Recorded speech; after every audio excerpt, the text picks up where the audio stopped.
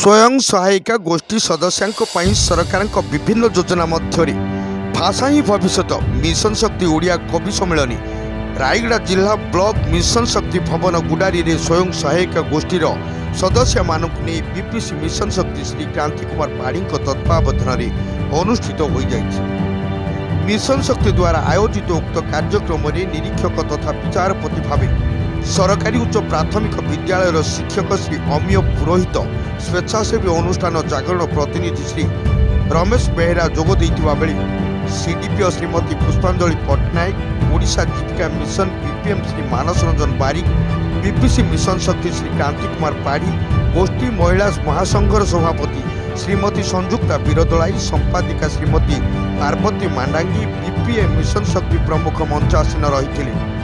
एही परिप्रेक्षी में गुडारी परिषद और ब्लॉक 25 जन स्वयं सहायिका गोष्ठीर सदस्य माने सम्मेलन में भाग नहीं बेले ओडिया भाषा उपरे विभिन्न काव्य कविता गल्प प्रभृति लिखन सह उपस्थापना करथिले।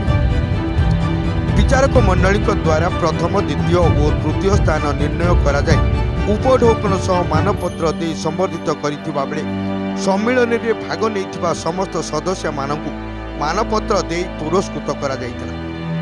उक्त कार्यक्रम को बीपीसी मिशन शक्ति श्री क्रांति कुमार पाढ़ी परिचालना करथिबा बेले सीडीपीओ श्रीमती पुष्पांजलि पट्टनायक धन्यवाद अर्पण करथिले। नमस्कार, मु गोष्ठी संयोजक मिशन शक्ति गुडारी।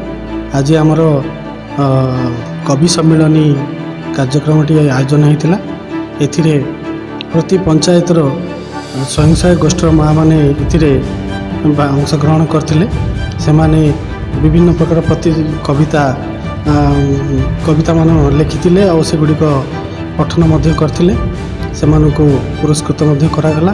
यह सरकार गोटे ओडिया भाषा को आगू नापी प्रचेषा और ए माँ मैंने बहुमात्रा जोगदे यही कार्यक्रम को आज सफल कर